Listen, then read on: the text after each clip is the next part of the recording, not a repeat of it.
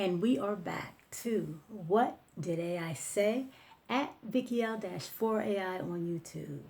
Thank you so very much for coming back to the podcast. Gratitude is always the attitude. Let's go ahead and jump right into today's question. And it is episode number 89. So, what did we ask AI this episode? Here we go. Why are our children paying for our retirement? Where did our contributions go? Okay, we're going to start with Chatgpt's answer. The idea that our children are paying for our retirement comes from how most public pension systems are structured, how most public pension systems are structured.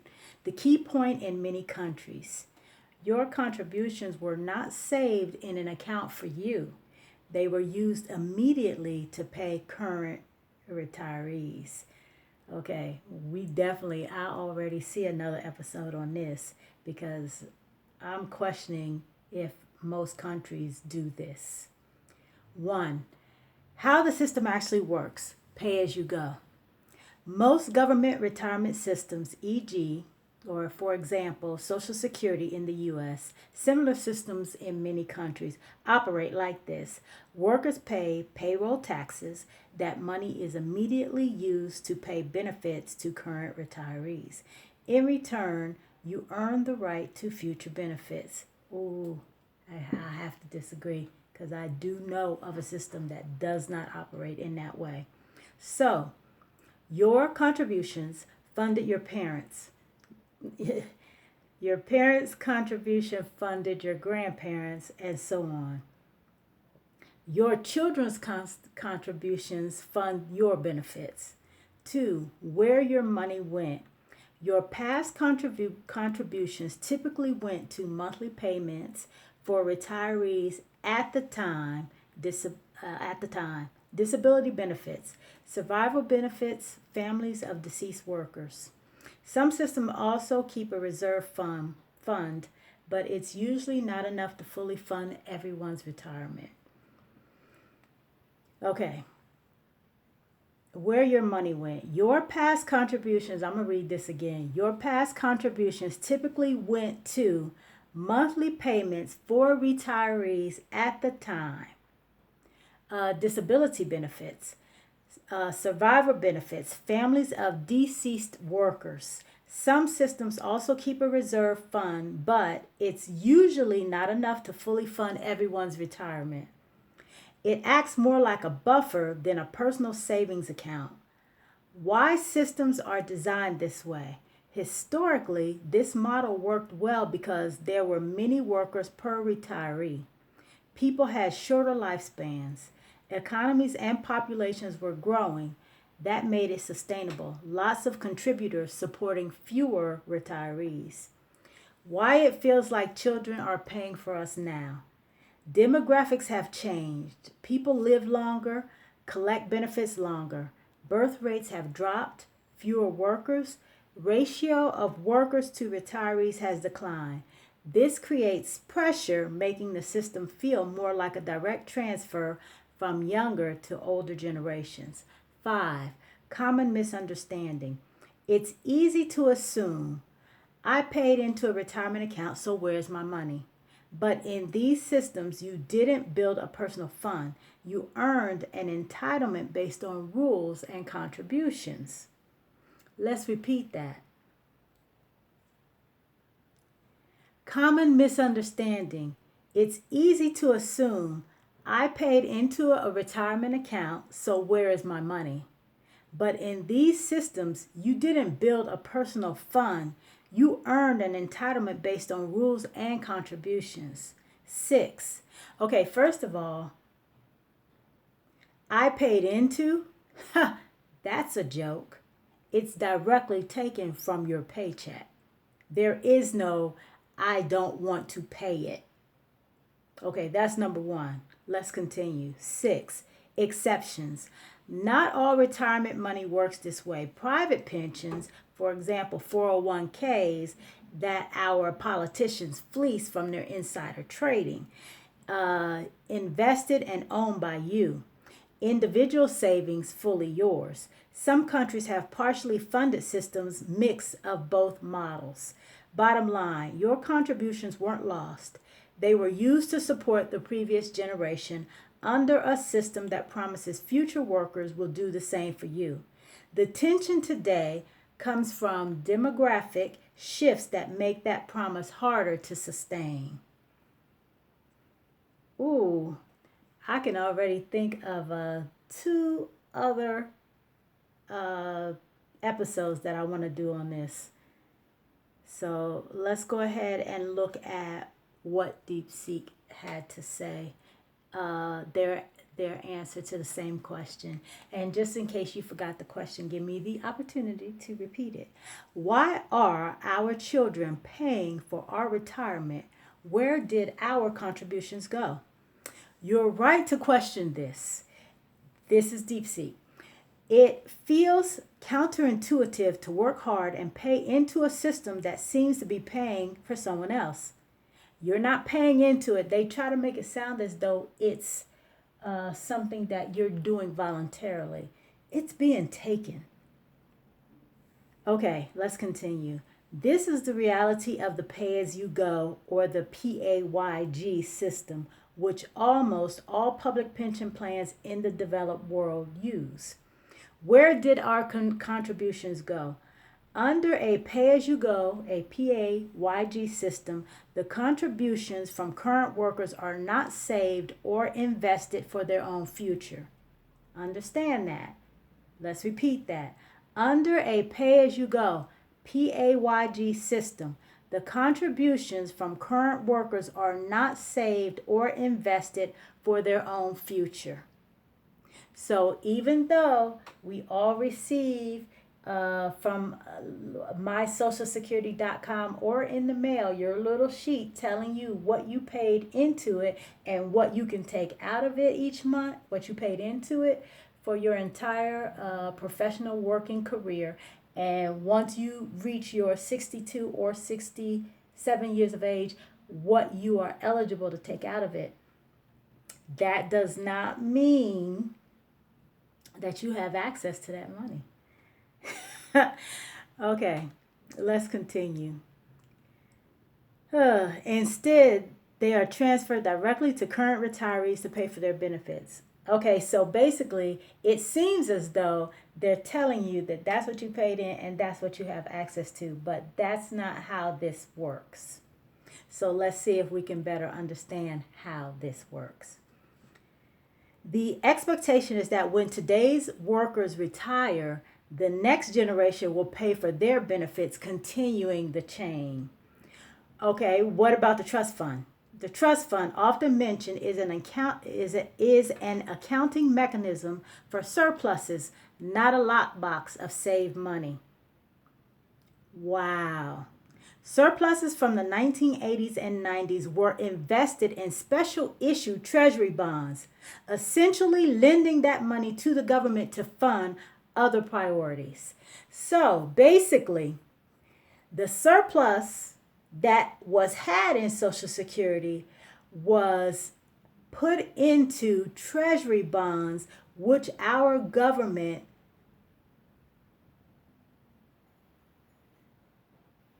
borrowed to fund other priorities. Why would we ever allow our government to borrow against our Social Security? Don't know. The government must now borrow or raise taxes to redeem those bonds as the system pays out more than it collects, leading to the projected depletion of these paper reserves. Okay, this I love. This is me and Deepseek. I tell you what, we got a special connection because let me tell you what this says now. Why have such a system? Okay, that's the question Deepseek is asking. Let's see what it has to say. Despite the concerns The PAYG system, or the pay-as-you-go system, was deliberately chosen for good reasons. Oh, really? Okay, let's see what those reasons are. Protection from market crashes. Okay, it just said that our government took the surplus from the 1980s and 90s and invested in special issue treasury bonds, which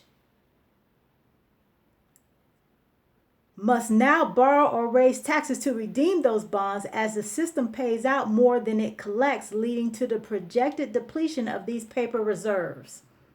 Okay, so after reading that, how can they then tell us that this system is a protection from market crashes? Okay, let's just continue. Benefits are stable and predictable as they aren't subject to stock market collapses. Immediate poverty relief. It instantly provides a safety net for the elderly, a key feature when Social Security was funded during the Great Depression. Okay, we know it's not doing that. No inflation risk. It just told us that. Okay, it just told us that there is a risk of inflation when you invest surpluses into treasury bonds that you can't pay back. This is all crazy. Okay, benefits can be adjusted for inflation, unlike a fixed savings pot. Okay, the core problem, demographics.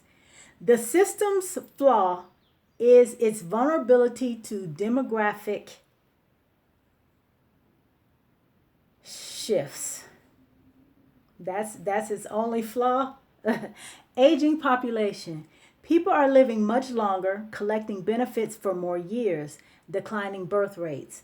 The working age population, the base of the pyramid, is growing more slowly, putting a heavier burden on each worker to support more retirees. It actually said the base of the pyramid. So is this a pyramid scheme? Basically, another one outside of our stock market? Okay, let's continue.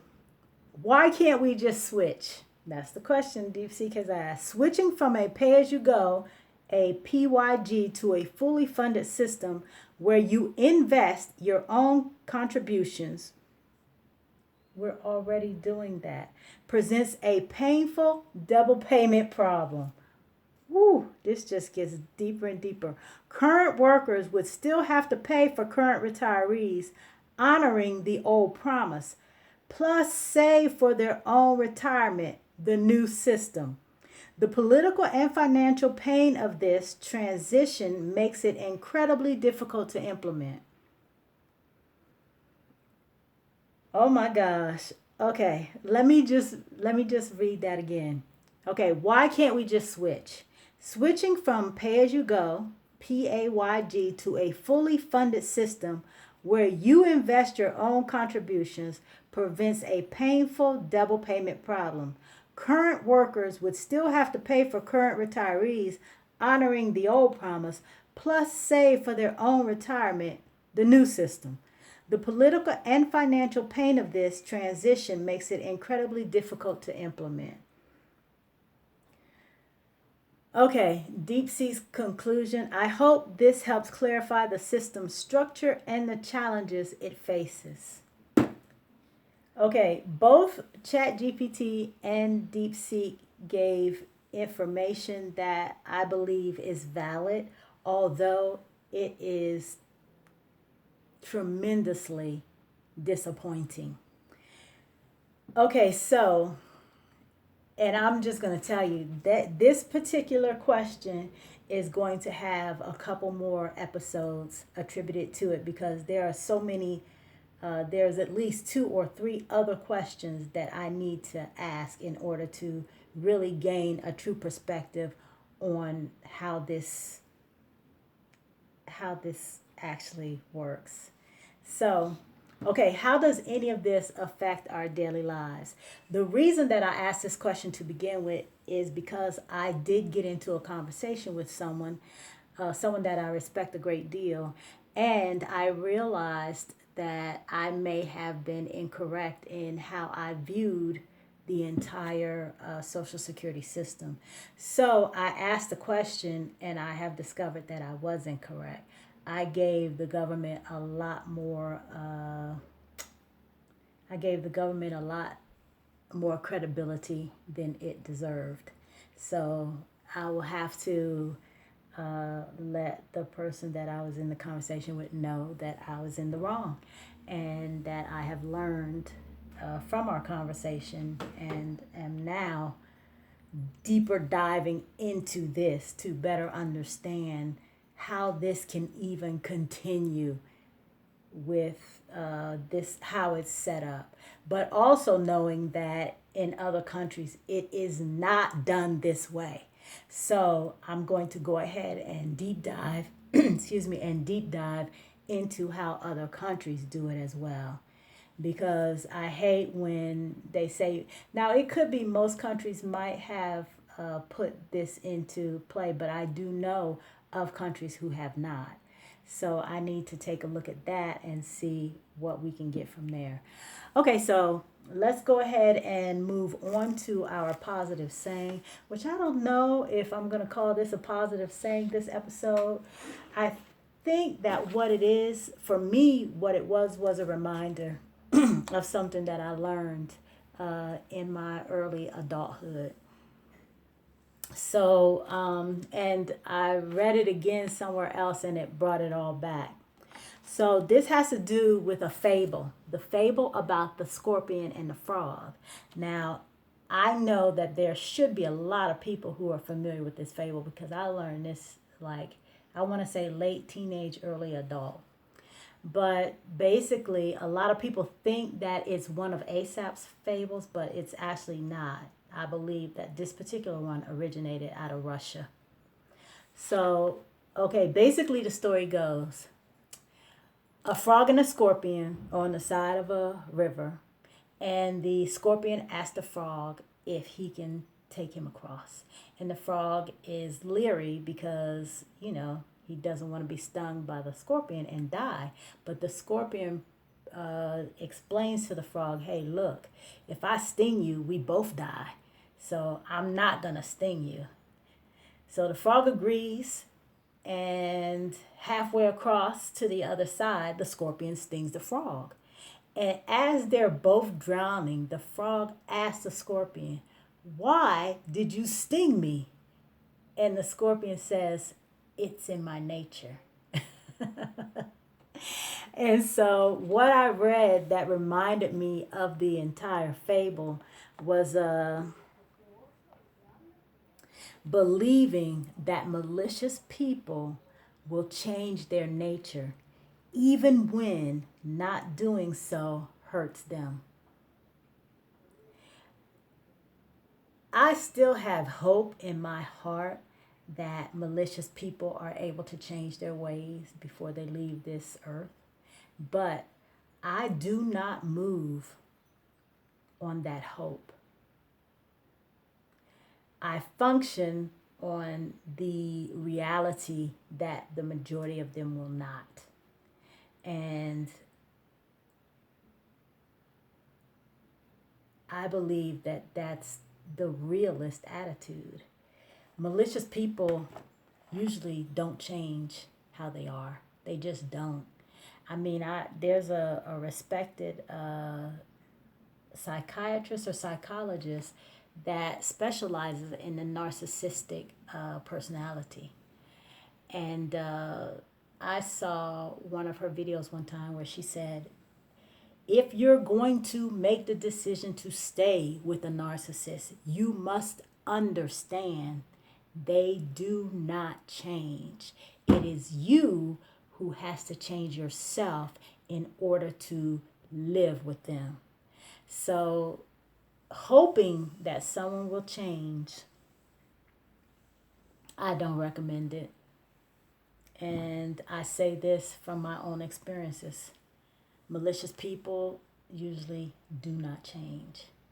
And so, even if it means even if it means, and this is how all of us logical people think, how can somebody not change if it means saving their own life? Well, we're living in a day where we see that people do not do it. They will crash and burn. They will make that decision and they will follow through because that is that's in them, that's in their heart, that's in their soul. And there's no, I mean, I'm learning, and I've learned already. I've learned this lesson many years ago.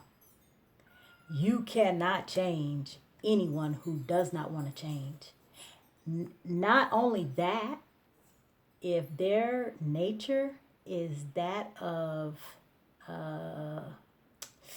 negativity, it's going to be that. That's what it's going to be. And it rarely changes. So I don't know if I would call that a positive saying, but for me, it was a reminder of something that I learned many years ago. So for me, that's positive. You call it what you want. Okay, so thank you so very much for giving me about 22 minutes of your time today. Please like and subscribe to the channel if you have not already. We the people have the power. See you next episode. Peace.